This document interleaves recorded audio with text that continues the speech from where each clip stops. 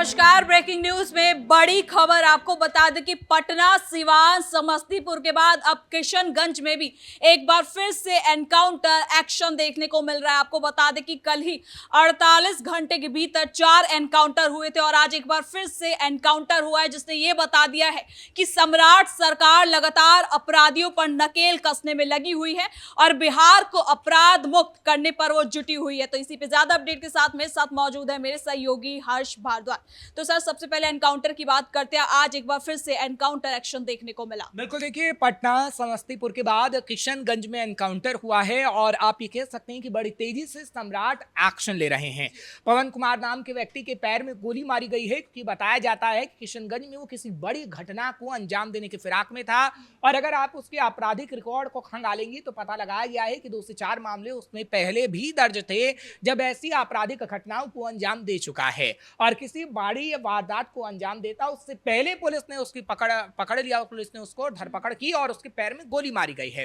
हालांकि इसमें 2 पुलिसकर्मी भी जख्मी हुए हैं, जिन्हें अस्पताल में भर्ती कराया गया है। लेकिन अब पवन कुमार पर डंडे बरस रहे हैं और उससे पूछताछ हो रही है कि आखिर किशनगंज में वो कौन सी बड़ी वारदात को अंजाम देने की फिराक में था, क्योंकि इससे पहले जो समस्तीपुर और पटना में एनकाउंटर हुए थे उसमें भी हमने देखा था कि किस तरीके से बिहार के अंदर आपराधिक घटनाओं को अंजाम देने की कोशिश उन अपराधियों ने की थी और उनके पैर में गोली मारी गई थी। एक तरीके से आप इस एनकाउंटर को कह सकते हैं कि ऑपरेशन लंगड़ा ही है, क्योंकि अभी इस एनकाउंटर का कोई नाम तो नहीं दिया गया है, लेकिन योगी आदित्यनाथ जिस तरीके से उत्तर प्रदेश में ऑपरेशन लंगड़ा चला रहे हैं उसी की तर्ज पर बिहार में एनकाउंटर होता हुआ हम देख रहे हैं और अपराधियों के पैर में गोली मारी जा रही है। हालांकि अगर बात हम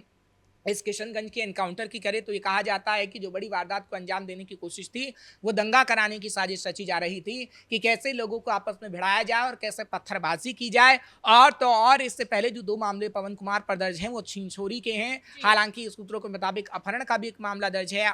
लेकिन पुलिस का जब तक बयान सामने नहीं आ जाता तब तक इसकी आधिकारिक पुष्टि नहीं हो सकती। लेकिन इतना जरूर कहा जा सकता है कि कुख्यात अपराधी है। अगर किसी पर ऐसे पहले मामले दर्ज हैं और अगर उसका एनकाउंटर किया गया है तो इस पर सवाल लाजमी नहीं हो जाते। हालांकि सवाल की बात मैंने इसलिए की क्योंकि तेजस्वी यादव इस पर सवाल उठा रहे हैं और आपने पिछले दिनों से देखा है कि लगातार एक हफ्ते से back to back Tejashwi Yadav ये कह रहे हैं कि जाति को देखकर आप एनकाउंटर कर रहे हैं, क्योंकि रामधनी यादव, छोटू राम यादव का जो एनकाउंटर हुआ था पिछले दिनों पटना समस्तीपुर या उससे पहले हमने देखा है, तो यादव जहां पर भी लग जाता है वहां पर तेजस्वी यादव आगे हो जाते हैं। अब पवन कुमार वाले मसले में वो कहते हैं या नहीं कहते हैं तो खैर वक्त ही बता पाएगा, लेकिन जब सुबह सुबह एनकाउंटर हुआ तो तस्वीर हमने आरजेडी नेताओं की जरूर देखी है, मृत्युंजय तिवारी हों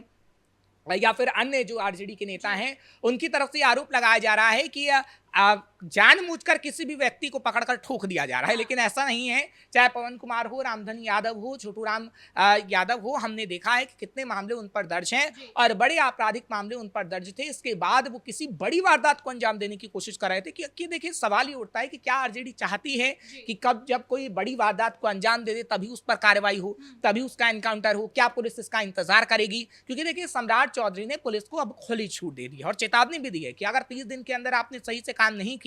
तो आप भी निलंबित हो जाएंगे। अब पुलिस क्या करे? क्योंकि देखिए, आपराधिक घटनाओं पर अंकुश तो बिहार में लगना ही चाहिए और जैसे अपराधी अपराध करते हैं बिहार के अंदर, वो सवालिया निशान उठाते हैं, क्योंकि बिहार में कभी भी अपराध रुके नहीं हैं। हाँ, कम जरूर हुए हैं नीतीश के आने के बाद, लेकिन पूरी तरीके से बिहार अपराध मुक्त कब होगा, ये सबसे बड़ा सवाल है। और जब एनकाउंटर हो रहे हैं तो क्या अपराधियों में खौफ पैदा हो रहा है? ये सवाल तो है, लेकिन इतना जरूर है कि इस एनकाउंटर से अपराधियों में खौफ पैदा हो सकता है और ऐसा उदाहरण हमने उत्तर प्रदेश में देखा है। हालांकि सर, आपने तेजस्वी यादव का जिक्र किया। तेजस्वी यादव ये तो कह रहे हैं कि जाति देखकर सरकार एनकाउंटर एक्शन कर रही है, लेकिन इसी बीच वो ये भी काउंटर कर रहे हैं कि महिलाओं के साथ जो अपराध होता है उन अपराधियों का एनकाउंटर क्यों नहीं होता। अगर नीट छात्रा मामला कोई देख ले, इस मामले में भी हमने देखा जो आरोपी है वो अब तक उसकी सामने नहीं आ पा रहा, क्या मामला है वो अभी तक खुल नहीं पा रहा है। तो कहीं ना कहीं तेजस्वी यादव का सवाल उठाना में तो बिल्कुल सही है कि महिलाओं से जो अपराध होता है उस अपराधी का एनकाउंटर क्यों नहीं होता। देखिए, महिलाओं से जुड़ा जो अपराध होता है उस अपराधी का भी एनकाउंटर होता है। अगर आपको याद होगा,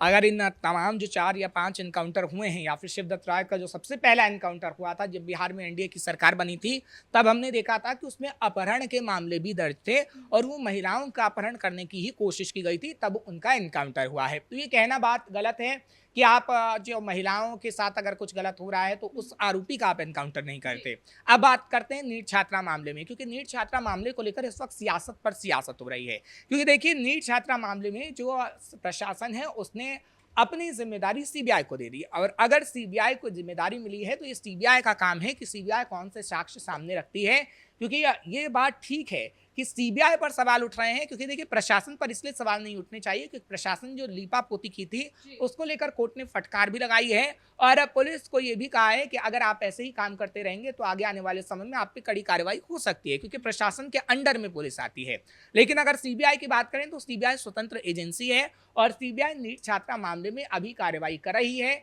लेकिन हाँ, अगर जो कार्रवाई उसने सही तरीके से नहीं की है तो हमने देखा है कि कोर्ट ने फटकार भी लगाई है, कोर्ट ने डांटा भी है और दिल्ली से सीबीआई अधिकारी आया जो कि पटना में था, उसे बदल दिया गया। तो अधिकारी चेंज हो रहे हैं, लेकिन सवालिया निशान तो उठता है कि आखिर वो दरिंदा कहाँ है जिसने नीट छात्रा के साथ दुष्कर्म किया था, क्योंकि जो स्पर्म मिला कपड़ों से वो ये साबित करता है कि उसके साथ दुष्कर्म तो हुआ था, लेकिन आखिर अब तक दरिंदा कहाँ है, ये बड़ा सवाल है।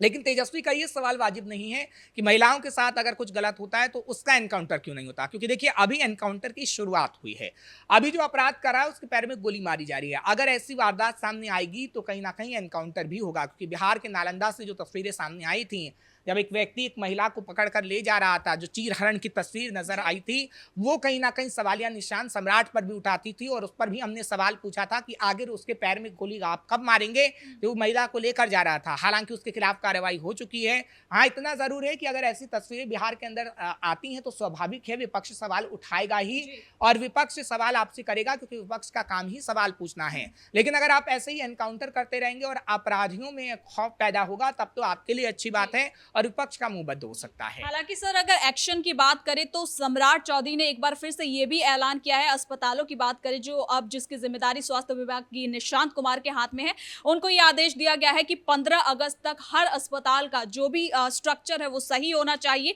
किसी भी मरीज को दूसरे अस्पताल में रेफर नहीं करना चाहिए। इन सब की जिम्मेदारी निशांत को दी है और साथ ही साथ ये भी कहा है, यानी कि एक अल्टीमेटम दे दिया है, 15 अगस्त तक एक रिपोर्ट कार्ड चाहिए सम्राट चौधरी को। बिल्कुल, देखिए आप ये दूसरी बड़ी खबर बता रही हैं, क्योंकि अगर बिहार की बात करें तो सम्राट चौधरी बैक टू बैक बड़े फैसले ले रहे हैं, क्योंकि एनकाउंटर की खबर सुबह सुबह आई तो अपने दर्शकों को हमने बताई, लेकिन सम्राट चौधरी के जो फैसले हैं वो भी बताना जरूरी है। और आपने ठीक कहा कि अस्पतालों को लेकर ये कहा जा रहा है कि निशांत कुमार की जिम्मेदारी बनती है, स्वास्थ्य विभाग उन्हें दिया गया है, तो किस तरीके से स्वास्थ्य सेवाएं प्रभावित ना हो। लेकिन अब तक जो स्वास्थ्य सेवाएं प्रभावित हुई हैं उस पर सवालिया निशान उठते रहे हैं, क्योंकि मंगल पांडे से सवाल हर बार पूछा गया कि बिहार की वो हालात है अस्पतालों की जो नहीं होने चाहिए। आखिर क्यों दिल्ली के एम्स में बिहार की जनता रहती है, वहाँ पर इलाज कराती है, सफदरजंग अस्पताल के बाहर आप लोगों को सुनेंगे तो आप पाएंगे कि ज़्यादातर मरीज बिहार के ही हैं। पटना में एम्स है, आप एम्स में भी वहाँ इलाज अच्छा दे सकते हैं और बिहार के अलग अलग जगह पर सामुदायिक या स्वास्थ्य केंद्र भी स्थापित कर सकते हैं।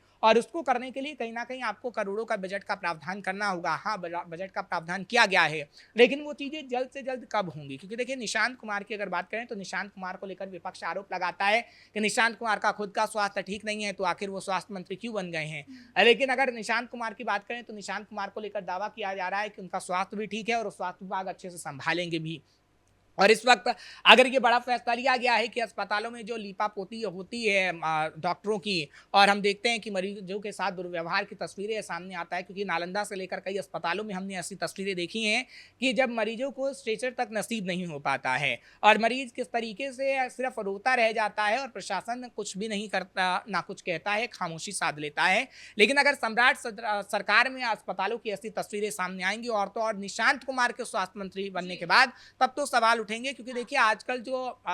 मसला हो गया है वो सोशल मीडिया का है और सोशल मीडिया पर तेजी से वीडियो वायरल हो जाती हैं और अगर कोई भी वीडियो बिहार से स्वास्थ्य विभाग को लेकर आती है तो सवालिया निशान उठाएगी। और वो सवाल भी उठाएगी कि सम्राट चौधरी को जब सीएम बनाया गया, जो कैबिनेट विस्तार हुआ, तो कैबिनेट विस्तार में निशांत कुमार को सीएम ना बनाकर स्वास्थ्य विभाग दिया गया, क्योंकि पहले चर्चाएं थी कि उन्हें सीएम बनाया जाएगा। लेकिन जब स्वास्थ्य विभाग उन्हें दिया गया है और निशांत कुमार को लेकर दावा किया जा रहा है कि एक तो वो नीतीश से बहुत कुछ सीखे हुए हैं, उनके पिता ने कितनी अच्छी राजनीति की है, और स्वास्थ्य विभाग जब उन्हें दिया गया है तो अगर कोई भी स्वास्थ्य विभाग से जुड़ा हुआ मसला आता है तो सीधे निशांत कुमार पर कटाक्ष होगा। सर, आपने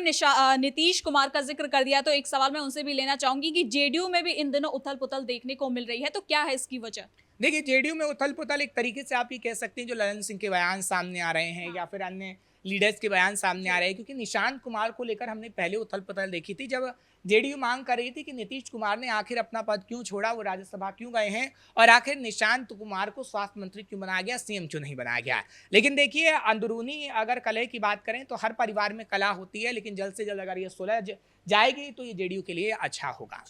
बहुत बहुत धन्यवाद सर इन तमाम जानकारी के लिए। तो कुल मिलाकर आपको बता दें कि बिहार में एक बार फिर से एनकाउंटर एक्शन देखने को मिला है। किशनगंज में ये एनकाउंटर हुआ है, जो एक बार फिर से ये बताता है कि बिहार सरकार लगातार बिहार को कानून व्यवस्था के रूप में सख्त करना चाहती है। तो फिलहाल के लिए ब्रेकिंग न्यूज में इतना ही। देखते रहिए कैपिटल टीवी बिहार।